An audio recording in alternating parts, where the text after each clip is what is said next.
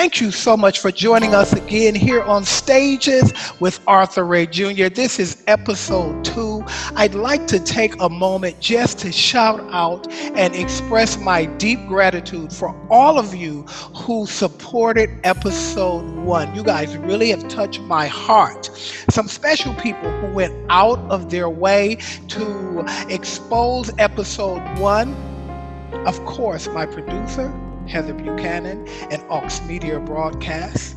To Anthony Jackson, also known as Tony, and All Eyes on You, Inc. To my friend and associate out on the West Coast, Mr. James Edwards out in California, who's going to be a guest here soon on this podcast, Stages with Arthur Ray Jr. To my world traveling son, Tyrone Beeman, who's been all over the world and is supporting our podcast.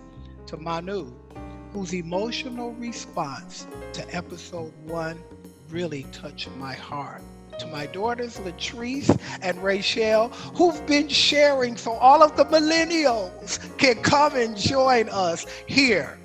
To Chris from Ink Kush and Marco the Don, a rapper extraordinaire, upcoming guest also here on Stages. To Minister Amir Ray, who shared the link on his page to encourage Gen Z and Gen X. Of course, we know that the baby boomers are the best generation, but to encourage them to come and join our podcast. Also to Amari Ray and Fake Love Clothing, and to Dr. Eloquent Weaver, thank you for all of your positive comments and supportive remarks. I'm encouraging everyone to subscribe to Aux Media.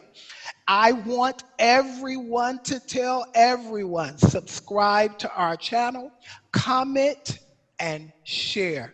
Thank you again. I am so wonderfully blessed today to have as my special guest a superb, amazing writer, Emmy Award winner, my Denby High School Theater Pal and fellow thespian troupe member. Folks, allow me to present Jill Lorie Hurst. Welcome, Jill. Thank you for being a guest. Hello, Arthur Ray. I'm so excited that we pulled this off. Yes. We did have some challenges at first, but we persevered. Here we are. I love your intro. You are still as warm and inclusive and fun as you were. How many years ago? It's been a while. 40 so, yeah, a while. It's been a while. Yeah. I was excited when you. Yeah. This is a wonderful project. I'm looking forward to following it. Thank you so much, Jill. It's been a long and winding road from Denby High School to Emmy Award-winning writer. Now, when I remember you, of course, I remember you as Jill Lorie. Yes. Or just Jill. When I think back, there's a sitcom called Will and Grace. There was a character whose name was Jack, and he did he did Just Jack. You know what I'm talking about. So Jill, we had Just Jack. So now Just Jill. I like that. Yeah, but now there has been an addition to your name. So it's Jill Lorie Hurst. So there was a guy who came along who added to your name.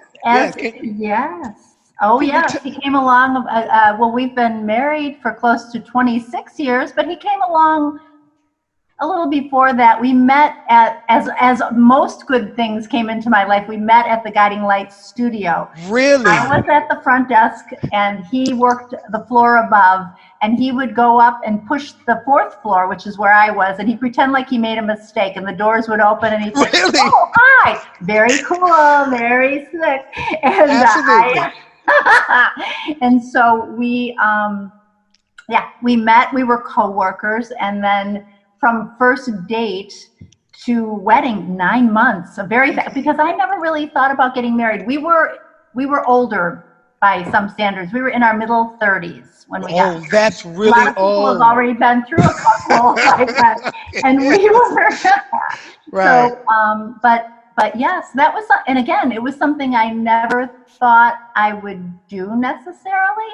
And it's been it's been one of my proudest accomplishments to go through life with this person, and all from New York and that to here back to my hometown. So he's a wonderful. Tony Hurst is a good guy, and he's an He artist. sounds like he is. I'm really looking forward to meeting him. Well, Jill, let's go back.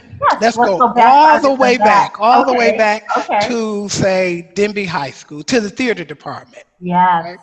And being on stage, and what a stage. Oh my God, when I first got there, I was amazed by just the size of the stage. The schools that I came from, it was so small. I walked into that auditorium, I'm like, oh my God, I've made it. I know. That's the best stage ever. I heard a rumor that they were renovating that stage, that auditorium. Really? I'd heard, we have to look into that because really, recently, it's a wonderful stage. I can see it. And we can't talk about the theater department without talking about Mr. Tom McMahon. I was thinking a lot about that. I was thinking about the fact that he set the tone for so many of us, I think maybe to this day. And I look at you as also a teacher as well as an artist, and I think how wonderful, because we know how important a good teacher, that can change your life. It's amazing because he calls. I remember. I'm sure you got the DVD that he made of the thespians over the years, and he calls us his drama kids. Yes. Yes. And now, when I'm teaching in my drama class, I call my kids his drama grandkids. I love that. It's perfect. And I told him about it. He was so impressed. But I mean, he's a illustrious, wonderful, energetic. Oh my God! He impacted us all so much. Even the fact that we're here right now is has because everything to do with him. Absolutely, absolutely. Really, and he not only as creative. As artists or creative people, but as human beings. He taught us, I think, that being creative was not licensed to be badly behaved, he kept us level as people and expected a lot of us. And I think that really was impactful. I agree. I remember once when we were working on a show, and after rehearsal, we went to the pizzeria place that was there near Denby. You remember that? Yeah. And we were in there, and it was myself along with Mr. McMahon and a couple other people who were in the show. And as you know, I was one of very few African-American people at that particular time. And there was a person in the working at the pizza restaurant who said some things that were very unkind. And Mr. McMahon immediately said, "I want my money back." I mean, that's the kind of person he was. That's the kind of person he was.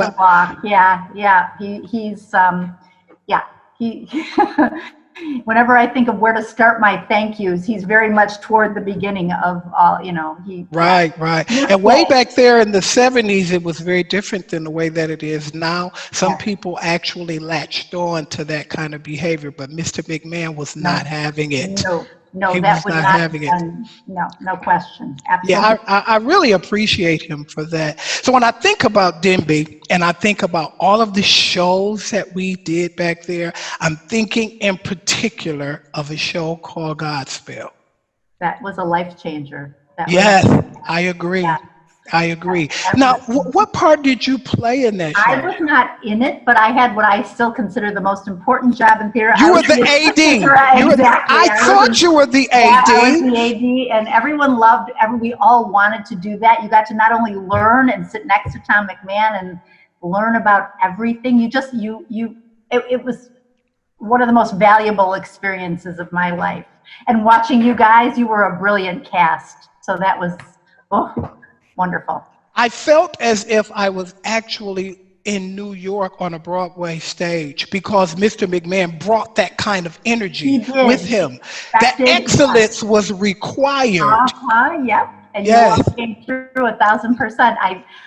That was a magical group of people. You were all beautiful. I can still hear you. I mean, I think about it all the time. Was that your first show at Denby that you were in?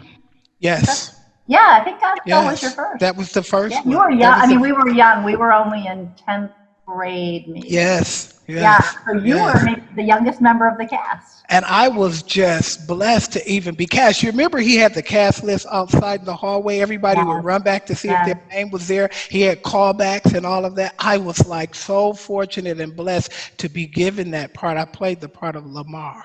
And yes. to this day, I think about that many times, how he would have us sit on the edge of the stage and we would take notes just as they did do in Broadway. It was Absolutely. just amazing, amazing. Yep, very professional, and he, and you wouldn't have been cast, or you wouldn't have been able to keep the role if you hadn't responded in kind, in kind. Do you ever sing All Good Gifts for your students or anybody, or?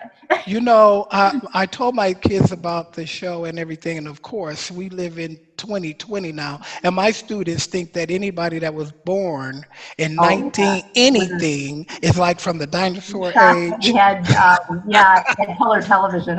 Yeah, Yes, yes. yeah. But I showed them pictures of the Oh, cast, and they were very impressed. They were like, "Mr. Ray, you had hair."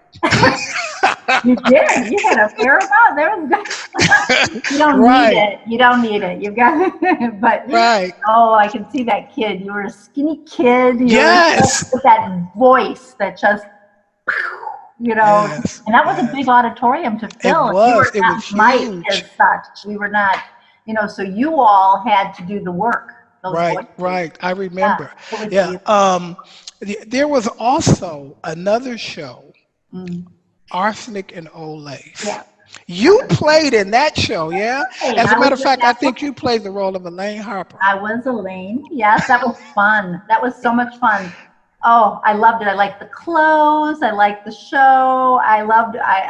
Yeah, that was so much fun. Well, we had one in between though. We had Okay. story theater together. Yes, that's Yeah. right. I was going to talk about that. And Oh, okay. if I remember correctly, it was like a 2-1 act. Solitaire, yes, 2 1 acts. We did Yes. solitaire, which scares me sometimes because what's happening now, what we thought it was a future science fiction future, and I think, oh my gosh, it's like we're living some of the things like separation and isolate, whatever. But then we had story theater, which we were both in. Right, right. I remember that. And also was in that show was Karen Oh, Smith she was and fabulous. Alan Ryback Alan was in Ryban, Solitaire. Now he was in he was a solitaire. part of the Purple Yes, Rose Theater yes. here. Yes, For yeah, many, yeah, many years. He was the yes. managing director there. He too followed a creative career in New York and Detroit.